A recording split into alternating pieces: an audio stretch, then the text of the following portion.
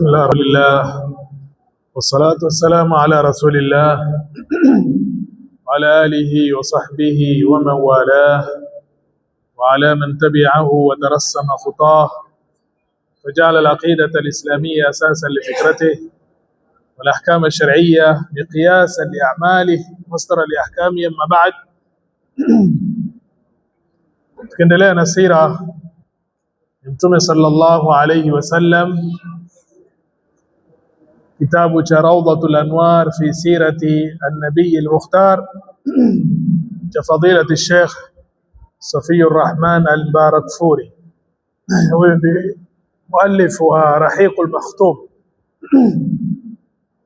Mwenye kuandika kitabu hiki ndiye aliandika Rahiqul Makhtum, lakini Rawdatul Anwar fi sirati an-nabiy al-mukhtar sallallahu alayhi wasallam ni kwa ufupi kidogo. Rahiqul Makhtum ina ufafanuzi mrefu kiasi kuliko Rawdatul Anwar. Na leo tunaingia katika ahdath na ghazawat. Kabla ya wiki iliyopita tulizungumzia vita vya Hamra al-Asad, na leo tuendelea na kitabu chetu. Waislamu waliposibiwa katika vita vya Uhud, ikawa ni atharun sayyi ala sum'atihim. Kule kusibiwa katika vita vya Uhud ikawa na athari mbaya kuhusu Waislamu, kwa sababu maadui walipata ujasiri na wakawa wako tayari kupambana na Waislamu. Kumetokea matukio kadhaa. Baadhi ya matukio hayakuwa katika salih ya Waislamu, na biidhnillah tutataja matukio muhimu yaliyotokea baada ya vita vikubwa vya Uhud. Tukio moja ni tukio la Ar-Raji'. Ar-Raji' ni sehemu yenye kisima au mauridu ma, sehemu inapatikana maji, inaitwa Raji'. Walikuja wanaume kutoka kabila la Adal na Qarra, walienda kwa Mtume sallallahu alaihi wasallam, kisha wakataja ya kwamba kuna Uislamu kwao. Kwa hivyo atume wajumbe ambao kwamba watawafundisha watu wao dini, watawasomesha Qur'ani. Mtume sallallahu alaihi wasallam akawatuma watu 10 katika masahaba zake, na akafanya kiongozi wao ni Asim bin Thabit. Walipofika sehemu inaitwa Ar-Raji', hawa waliodai waletewe watu wawafundishe dini na Qur'ani wakawasaliti, wakapiga mayowe, wakaita koo na makabila ya Lihyan na Hudhail.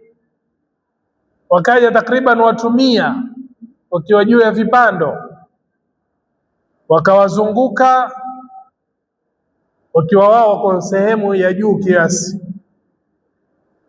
Kisha wakawapatia ahadi ya kwamba ikiwa mtashuka sisi hatutawaua. Asim akakataa kushuka, ambaye alikuwa yeye ndio kiongozi wa wale watu 10 waliotumwa kwenda kuwasomesha hawa bwana Qur'an. Akapigana akiwa na wenzake, takriban watu 7 wakauawa, wakabakia watu 3. Makufar wakawapatia tena ahadi mara nyingine, ikiwa mtashuka sisi hatutawaua. Waliposhuka wakawasaliti tena na wakawafunga. Mmoja katika wale watatu akawa ni mwenye kusema hadha awwalul ghadri, hadha awwalul ghadri na akakataa kusuhubiana nao wale ambao kwamba wamewasaliti wale, wakamua. Kisha wakabaki wawili, wakaenda nao katika mji wa Makka, ambaye mmoja ni Khubayb bin Adi na Zaid ibn Dathinna. Wakawauza kama watumwa, na Khubayb alikuwa amemuua Harith bin Amir bin Naufal katika vita vya Badri. Binti ya Amir bin Naufal akamnunua huyu Khubayb, na kakake wakamnunua huyu Khubayb, kisha wakamfunga na wakatoka naye mpaka sehemu inaitwa Tan'im kwa ajili ya kumuua. Akaswali rakaa 2, kisha akawaapiza, na kisha akasema, walastu ubali hina uqtalu muslima ala ayi janbin kana fi llahi masra'i wadhalika fi dhati lilahi wa yasha yubarik ala awsali shilwin mumazza'i. Akimaanisha kwamba mimi sijali, lastu ubali, sijali nikifa katika njia ya Mwenyezi Mungu Subhanahu wa Ta'ala, ikiwa mimi nitauawa ni Muislamu. Sitojali katika ubavu gani nitaanguka na kifo changu kitakuwa, kwa sababu haya ninayoyafanya ni kwa ajili ya Mwenyezi Mungu Subhanahu wa Ta'ala, fi dhati lillah. Na Mwenyezi Mungu akitaka, yubarik ala awsali shilwin mumazza'i, atabariki vile viungo ambao kwamba vitakuwa vimekatwa. Mwenyezi Mungu Subhanahu wa Ta'ala atakuwa ni mwenye kubariki. Abu Sufyan akamwambia ya kwamba Khubayb bin al-Adi, ayasurruka anna Muhammadan indana nadhribu unuqahu wa innaka lafi ahlik. Je, la kufurahisha wewe ikiwa Muhammad atakuwa sasa yuko hapa mahala pako, tunamuua yeye, yani tunamkata shingo Muhammad, na wewe uko nyumbani kwa familia yako umetulia? Khubayb akaambia, wallahi ma yasurruni anni fi ahli, asema halinifurahishi mimi kuwa nyumbani kwangu, wa anna Muhammadan fi makanihi alladhi huwa fihi tusibu shawkatun tudhihi. Wallahi halinifurahishi mimi niwe nyumbani kwangu na Muhammad mahala alipo anadungwa na mwiba, hili mwiba ambao utamuudhi Muhammad, mimi hili halinifurahishi. Kisha akauawa na Uqba bin al-Harith bin Amir kwa kisasi cha babake. Ama huyu mwingine wa pili, Zaid bin Dathinna, alikuwa amemuua Umayya ibn Muharrath katika siku ya Badri. Akamnunua Safwan bin Umayya na akamuua kwa kisasi cha babake. Na baadhi ya riwaya zinasema yale maneno ya juu ya Sufyan yakawa ni yenye kunasibishwa na Safwan. Ala kulli hal, wameuawa hawa mabwana wote 10 ambao walikuwa wameenda kuwafundisha Qur'ani na kuwafundisha dini. Kisha Makuraish wakatuma ujumbe ili uletwe mwili wa Asim. Mwenyezi Mungu Subhanahu wa Ta'ala akatuma wale mabunzi wakamhami, hawakuweza kuchukua mwili wake kuleta katika mji wa Makka. Kisha baada ya tukio hili lenye kuumiza, kukatukia matukio mengine tena ambao kwamba ni mabaya zaidi. Nayo ni kwamba Aba Bara Amir bin Malik, huyu bwana ambaye alikuwa anajulikana kama Mulaib al-Asinna, ni mtu ambaye kwamba anacheza na mkuki. Alikuwa ni shujaa na alikuwa ni mwenye shabaha, akiingia katika vita ni kana kwamba ile mikuki anacheza nayo. Huyu bwana alikwenda kwa Mtume sallallahu alaihi wasallam. Mtume sallallahu akamlingania katika Uislamu, lakini hakuslimu na hakuwa mbali na Uislamu. alionyesha matarajio ya kuweza kuingia watu wake wa Najdi katika Uislamu, ikiwa kutatumwa watu maduati walinganizi watakao kwenda sehemu ile. Na akasema wale ambao watatumwa mimi ni jarun lahu, mimi nitawahifadhi. Mtume sallallahu akatuma watu 70 katika wasomaji wa Qur'ani, katika masahaba wake, wakaenda mpaka wakashukia sehemu inaitwa Bi'ri Mauna. Hiram ibn Milhan akawa na barua ya Mtume sallallahu alaihi wasallam, akaenda kwa bwana anaitwa Amir bin Tufail. Huyu bwana ambao walikuwa ni katika sehemu hiyo Bi'ri Mauna hakuiangalia kamwe ile barua ya Mtume sallallahu alaihi wasallam, kisha akaamrisha mtu akadungwa huyu na mkuki kutoka nyuma aliyoleta barua, mpaka mkuki ukatoboa upande wa pili. Na aliyodungwa Haram bin Malhan akasema Allahu akbar, fuztu wa rabbil Kaaba, Allahu akbar, nimefaulu na hapa na Mola wal Kaaba. Kisha huyu bwana muovu huyu Amir bin Tufail akawa ni mwenye kuita mwito watu ambao wako karibu naye, wakatoka baadhi, wengine walikataa, wengine wakatoka kama Bani Sulaim.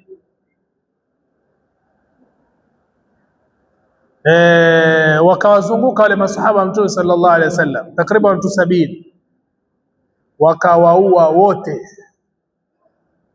Hakuna aliokoka isipokuwa Ka'b bin Zaid na Amr bin Umayya ad-Damri. Hawa watu wawili pekee yao ndio waliweza kuokoka. Ka'b bin Zaid alikuwa ni amejeruhiwa katika mashambulizi yaliyokuwa shambulia wale takriban watu 70, wakadhani amekufa, ameanguka baina ya wale watu waliokufa, wakadhani naye amekufa. Huyo alifanikiwa kuishi mpaka katika vita vya Khandaq, aliuliwa katika vita vya Khandaq. Ama Amr bin Umayya ad-Damri alikuwa yuko mbali kidogo, ametoka kuangalia sehemu za malisho, akasalimika. Alipoona ndege wale wanazunguka sehemu, akajua kwamba hapa kumetokea tukio. Sasa mwenziwe Mundhir bin Uqba akashuka sehemu ile, akaenda akapigana mpaka akauawa. Ama Amru akawa ni mwenye kutekwa nyara, akashikwa mateka. Amir bin Tufail akaambiwa kwamba huyu bwana ni katika kabila la Mudhar, na wao walikuwa wana ijar ile ya kuweza kuwahifadhi kutowaua. Basi Amir akawa ni mwenye kumkata nyele za hapa mbele ya utosi. Ilikuwa katika ada za kijahilia na zama zile za nyuma wa Arabu, ikiwa mtu ni sharif ama ni mtu ambaye anaheshimika na hawataki kumuua, basi wanakata hizi nyele za hapa kwenye utosi mbele. Kisha alipomkata zile nyele akamwacha huru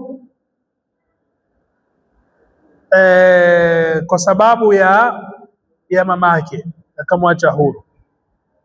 Amr bin Umayya akarudi Madina, na alipofika sehemu katika Qarqara njiani akawakuta watu wawili ambao ni katika Bani Kilab, akadhani ni katika maadui, akawaua. Na hawa walikuwa na ahdi, ni katika kafir muahid, si katika muharib. Alipofika Madina akamweleza Mtume sallallahu alaihi wasallam. Mtume sallallahu alaihi wasallam akamwambia, qatalta qatilaini la adiyannahuma, umewaua watu wawili kwa kudhani labda ni katika maadui vile masahaba wenzake waliuawa, lakini mimi nitatoa dia, nitatoa damu ya hawa watu wawili uliowaua. Kisha Mtume akahuzunika sana kwa yale yaliyotokea katika sehemu ya Raji' na katika Bi'ri Mauna. Na matukio yote haya mawili ya kuuawa hawa takriban watu 10 na hawa walikuwa takriban watu 70, ilikuwa katika mwezi mmoja, mwezi wa Safar, mwaka wa 4 baada ya hijra. Yasemekana habari hizi zilimfikia Mtume sallallahu alaihi wasallam usiku mmoja. Ikawa Mtume sallallahu alaihi wasallam anawaapiza hawa wauaji walioua masahaba zake takriban siku 30 katika swala ya alfajiri, akawa analeta kunuti takriban siku 30 katika swala ya alfajiri, mpaka Mwenyezi Mungu Subhanahu wa Ta'ala akateremsha kwa uso wao wakisema, ablighu anna qaumana, wafikishieni ujumbe watu wetu, anna laqina rabbana, sisi tumekutana na Mola wetu, faradhiya anna wa radina anhu, Mwenyezi Mungu ameturidhia na sisi tumemridhia. Fataraka alqunuta, Mtume sallallahu alayhi wasallam akaacha kuleta kunuti kwa ajili ya watu waliouawa. Kisha baada ya tukio hili ikafuata ghazwatu Bani Nadhir. Banu Nadhir katika Mayahudi walipanga njama ovu pamoja na hawa watu ambao kwamba ni wauaji, hawa watu wa Bi'ri Mauna walioua masahaba Mtume sallallahu alaihi wasallam takriban 70. Mayahudi walitaka kwa Mtume sallallahu alaihi wasallam akutane nao katika sehemu, wasikilize kutoka kwa Mtume Qur'ani na wafahamu kuhusu Uislamu, kisha wamjadili na wafahamu zaidi. Ikiwa watakinai wataingia katika Uislamu, wataamini. Wakaafikiana juu ya hilo. Kisha hawa watu waovu katika Bani Nadhir wakaafikiana kila mmoja wao aje na kisu akiweke chini ya nguo yake, kisha Mtume sallallahu alaihi wasallam akija baina yao waweze kumshambulia na kumua. Habari ikamfikia Mtume sallallahu alaihi wasallama, akaamua awatoe katika mji wa Madina hawa Mayahudi wa Bani Nadhir. Riwaya nyingine yasema yule Amru bin Umayya al-Dhamri aliyokuwa amesalimika kule katika vita vya Bi'ri Mauna mpaka akakatwa nyele zake za utoseni, alipomweleza Mtume sallallahu alaihi wasallam kuhusu watu wawili aliokutana nao njiani akawaua, Mtume sallallahu alaihi wasallam akaenda kwa Bani Nadhir akiwa pamoja na maswahaba zake kulipa damu ya wale watu wawili waliouawa kwa mujibu wa mithaq ambayo ilikuwa katika ile mithaq ya Madina. Hawa Bani Nadhir wakasema, sawa, tunakubali wewe kulipa damu, kaa hapa ili tuweze kukidhia haja yako. Basi Mtume sallallahu alaihi wasallam akakaa karibu na ukuta akiwasubiri wao. Mayahudi wakaenda wakaambizana baina yao, kisha wakapandwa na sheitan. Mmoja akawa ni mwenye, wakasema kwamba nani atachukua hii fursa apande juu na achukue jiwe kubwa ambwagie Mtume sallallahu alaihi wasallam, Mtume sallallahu alaihi wasallam afe. Akasimama Amru bin Juhash ambaye ndio muovu wao, ashqahum, akasema yeye atatekeleza hili. Jibril akashuka akamweleza Mtume sallallahu alaihi wasallam kile walichokitaka. Mtume sallallahu alaihi wasallam akaondoka pale mahala alipokuwa haraka, akaelekea katika mji wa Madina. Kisha maswahaba nao wakaondoka. Mtume sallallahu alaihi wasallam akawaeleza kuhusu ile njama na akaamua kuwatoa katika mji wa Madina. Mtume sallallahu alaihi wasallam akamtuma Muhammad bin Maslama akiwaambia Mayahudi wa Bani Nadhir, tokeni katika mji wa Madina, la ukhruju min almadina la tusakinunani fiha, hamtaishi nyinyi na mimi katika mji huu. Na Mayahudi ni watu wa ghadri, ni watu wa kuvunja ahadi, ni watu wa kuvunja mikataba, ni watu waovu. Hainufaishi kwao mazungumzo wala mikataba wala maneno. Mayahudi suluhisho lao ni kuondolewa tu, kama Gaza na Palestine hapo, kwamba Mayahudi leo wamekalia, hakuna namna nyingine. Mayahudi ni kupigwa kichapo na kutolewa katika ardhi kama ile. Suluhisho lao ni hili, ni qaumun buhtun wa ghadrin, watu waovu sana. Kwa hiyo Mtume sallallahu alayhi wasallam akawaambia, ukhruju min almadina wala tusakinunani biha, hamwezi kuishi na mimi katika mji huu. Na akawapa muda wa siku 10. Mtu atakayepatikana baada ya siku 10 ndani ya ile mitaa yao atauawa, yudrabu unuqa. Wakajiandaa kutoka katika mji wa Madina. Kisha Abdullah bin Ubay bin Salul, rasul munafiqin, akawapa habari, akaambia uthbutu wala takhruju, bakieni msitoke, fa inna ma'i 2000 yadkhuluna ma'akum husunakum, mimi niko na watu 2000 wataingia katika ngome zenu, wayamutuna dunakum, watakufa pamoja na nyinyi, yani watakuwa wenye kufa kuwahami nyinyi, msitoke katika mji wa Madina. Na Mwenyezi Mungu asema katika maneno haya, la in ukhrijtum lanakhrujanna ma'akum wala nuti'u fikum ahadan abada, mkitolewa tutatoka na nyinyi, hatutamtii kwa ajili yenu mtu yoyote, yani hatumtii Mtume sallallahu alaihi wasallam. Wa in qutiltum lanansurannakum, na mkipigwa vita tutawanusuru.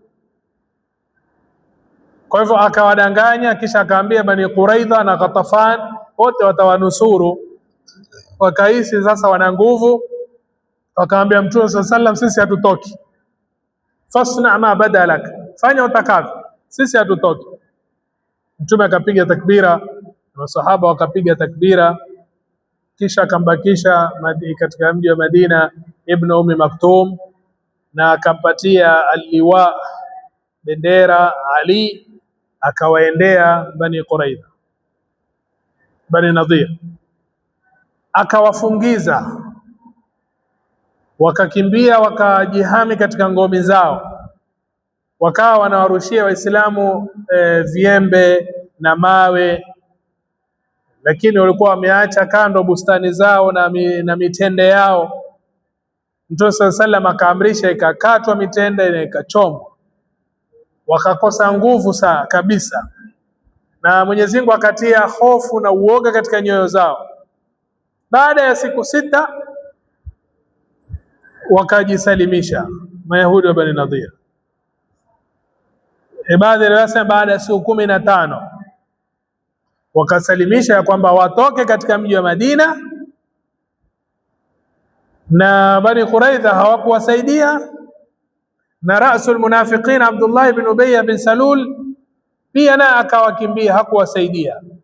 Kamathali Mwenyezi Mungu asema, kamathali shaitani idh qala lilinsani kfur falamma kafara qala inni bari'un minka, mfano wa shaitani amwambia mwanadamu kufuru. Mwanadamu anapokufuru, shetani asema inni bari'un minka, mimi niko mbali na wewe. Kwa hiyo Mtume sallallahu alaihi wasallam akawaruhusu watoke katika mji wa Madina, wabebe katika mali zao na vyombo watakavyoweza, isipokuwa silaha peke yake wasibebe. Kwa hivyo wakabeba walichoweza, wakang'oa milango katika majumba yao, wakang'oa madirisha, wakabeba bidhaa zao na zile miti ya mitende ambayo walikuwa wameweka sakafu katika majumba yao, na ngao pia wakang'oa. Wahamalu fima hamalu, wakabeba walichobeba. Na ndio Mwenyezi Mungu asema, yukhribuna buyutahum biaidihim wa aidil mu'minina fa'tabiru ya ulil absar, wanaharibu na kuifanya kharabu, kuwa tupu majumba yao kwa mikono yao na kwa mikono ya waumini. Zingatieni enyi wenye akili. Kwa hivyo wengi wao na katika wakubwa wao wakashukia sehemu ya Khaibar, na wengine wakashukia sehemu za Sham. Kama tunavyoeleza, Sham ni sehemu ya Syria, Lebanon, Palestine, Jordan. Hii ndio sehemu ya Syria ambao kwamba walishukia. Mtume sallam akagawanya ardhi zao na majumba yao baina ya muhajirina wa kwanza waliohama wakaja katika mji wa Madina, kisha akampatia Aba Dujana na Sahl bin Hunayf katika watu wa Madina, akawapatia hao wawili kwa sababu hao walikuwa ni mafukara, na katika mengine alikuwa akitoa nafaka kwa ahli ya watu wake wa nyumbani takriban mwaka mmoja. Na kilichobakia katika silaha, farasi zote zikatolewa katika sabilillah, katika njia ya Mwenyezi Mungu Subhanahu wa Ta'ala. Silaha iliyopatikana kwao ni dara, zile za kuhifadhi silaha isiingie, mavazi yale takriban 50, na kofia zile za kulinda silaha isiingie takriban 50, na panga 340. Kisha baada ya tukio hili ndio ikatokea Ghazwatu Badr al-Maw'id, ambao inshallah leo tutamalizia darasa yetu. Kule nyuma tulitaja ya kwamba Aba Sufyan baada ya vita vya Uhud aliahidiana na Mtume sallallahu alaihi wasallam, wakasema mwakani mauidi yetu ni Badri. Kwa hivyo ulipoingia mwaka wa Shaaban, mwaka wa 4 baada ya hijra, Mtume sallallahu alaihi wasallam akaenda sehemu ya Badri kwa mujibu wa makubaliano yao, na akakaa siku 8 akimsubiri Aba Sufyan. Mtume alikuwa ametoka akiwa na watu 1500 wapiganaji na farasi 10, na akampatia bendera liwa Ali bin Abi Talib, na katika mji wa Madina akambakisha Abdullah bin Rawaha. Ama Abu Sufyan akatoka na wapiganaji 2000 na farasi 50 mpaka akafika sehemu ya Marri Dhahran, akashukia sehemu ya Mijanna ambao ni maji mashuhuri katika eneo hilo. Lakini wakati wa kutoka, Abu Sufyan alipatwa na hofu sana, akaambia watu wake ambao wametoka nao, nyinyi hakuna kitakachowafaa, la yuslihukum illa ama khisbin tarauna fihi shajar wa tashrabuna fihi laban, mwaka ambao kwamba una mavuno ambao nyinyi mtaweza mtakuwa kuna miti, mtakunwa maziwa, huo ndo mwaka unawafaa zaidi. Lakini mwaka huu ama jadhbin, mwaka wa ukame, huu mwaka hauwafai kabisa. Farji'u inni raji farji'u, kama mimi narudi, rudini na nyinyi. Kwa hivyo wakarudi na hawakupata upinzani wowote. Waislamu wakakaa sehemu ya Badri, wakauza katika mali ambazo walikuwa nazo katika biashara, na wakapata faida zaidi kwa kila dirham 2. Kisha wakarudi katika mji wa Madina ikiwa maadui wote wamewaogopa, na amani ikawa ni yenye kuenea katika sehemu zote za Madina. Baada ya kuwatoa wale Mayahudi na Makureishi, wakarudi. Ikapita mwaka mzima, hakuna adui yoyote ambaye kwamba aliweza kutaharak dhidi ya Waislamu. Kwa hiyo kupitia haya akaweza Mtume sallallahu alayhi wasallama kuweza kushughulika sasa kuweka amani katika mipaka ya mbali zaidi. Akatoka kuwaadhibu wale ambao kwamba ni majambazi wanaoshambulia watu mabarabarani wakikata misafara katika sehemu ya Daumat al-Jandal mwezi wa Rabiul Awwal mwaka wa 5. Kwa hiyo amani ikawa ni yenye kuenea katika eneo zima ya Madina, na pambe zote zikawa ni zenye kuenea amani. Inshallah tutakomea hapa. Mwenyezi Mungu Subhanahu wa Ta'ala akijalia, wiki ijayo tutakuwa ni wenye kuendelea na Ghazwatul Ahzab, vita vya Ahzab. Mwenyezi Mungu Subhanahu wa Ta'ala tujalie min alladhina yastami'una alqawla fayattabi'una ahsana. Rabbana taqabbal minna innaka antas samiul alim wa tub alayna innaka antat tawwabur rahim. سبحانك الله بحمدك أشهد أن لا إله إلا أنت نستغفرك ونتوب إليك. سبحان ربك رب العزة عما يصفون وسلام على المرسلين الحمد لله رب العالمين.